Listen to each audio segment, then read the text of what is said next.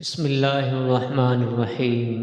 ایک صحابیہ کے بیٹے کی موت۔ ایک صحابیہ رضی اللہ تعالیٰ عنہ کے گھر بیٹا پیدا ہوا۔ شوہر جہاد پر گئے ہوئے تھے۔ جس دن شوہر کو آنا تھا تو اسی دن کچھ گھنٹے پہلے بیٹے کی موت ہو گئی۔ اب بیوی پریشان بیٹھی ہے کہ شوہر اتنے دنوں بعد گھر آئیں گے۔ جب اسے معلوم ہوگا کہ میرا بیٹا مر گیا ہے تو انہیں بہت زیادہ غم ہوگا، دل میں افسوس ہوگا، اے کاش میرے شوہر ایک بار بچے کو گود میں لے کر پیار ہی کر لیتے۔ جب وہ صحابیہ بہت پریشان ہوئی تو انہوں نے بچے کو نہلا کر کپڑا ڈال کر چارپائی پر لٹا دیا اور کسی کو بتایا ہی نہیں کہ بچے کی موت ہو گئی ہے۔ شوہر گھر آئے تو پوچھا کہ کیا بنا؟ بتایا کہ اللہ نے ہمارے گھر بیٹا دیا ہے۔ شوہر نے پوچھا کہ میرا بیٹا کہاں ہے؟ بیوی نے کہا کہ وہ سکون میں ہے۔ شوہر سمجھے کہ بچہ سو رہا ہے۔ شوہر نے کھانا کھایا، رات ہو گئی، میاں بیوی ایک ساتھ سوئے اور سفر کی بہت سی باتیں بھی ہوئی، لیکن اس عورت کو دیکھیے کہ جو ماں تھی اس کے دل پر کیا گزر رہی ہوگی، جس کے معصوم بیٹے کی لاش سامنے چارپائی پر پڑی ہوئی ہو، لیکن وہ اپنے شوہر کی خوشی کی خاطر سینے پر پتھر رکھ کر اس راز کو چھپائے بیٹھی ہو کہ میرے شوہر کا دل غمزدہ نہ ہو۔ وہ نیک بیوی اس کے ساتھ کھانا بھی کھا رہی ہے، ہنس بول بھی رہی ہے، دونوں میاں بیوی مل بھی رہے ہیں، یہاں تک کہ اسی حال میں صبح ہو گئی۔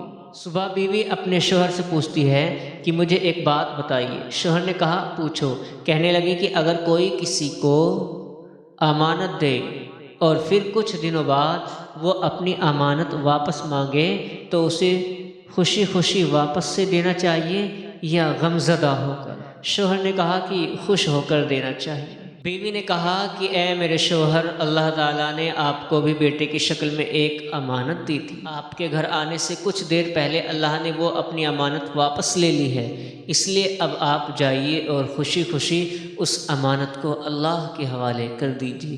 اللہ اکبر۔ اس صحابہ رضی اللہ تعالی عنہ نے شوہر کے ساتھ اپنی محبت کا حق ادا کر دیا۔ صبح کو شوہر حضور صلی اللہ علیہ وسلم کی خدمت میں حاضر ہوئے اور کہا کہ اے اللہ کے نبی، میرے گھر میں یہ معاملہ ہوا، میری بیوی نے میری خوشی کے لیے اتنا صبر و جہد دکھایا کہ اپنے بیٹے کی موت کے بارے میں مجھ سے نہ بتایا۔ حضور صلی اللہ علیہ وسلم نے دعا دی اور فرمایا کہ جاؤ، اللہ برکت دے گا۔ لہٰذا اللہ تعالیٰ نے ان دونوں میاں بیوی کو اس رات میں ملنے کی وجہ سے ایک نیک بیٹا عطا فرمایا، اور وہ بیٹا آگے چل کر حافظ قرآن اور حافظ حدیث بنا۔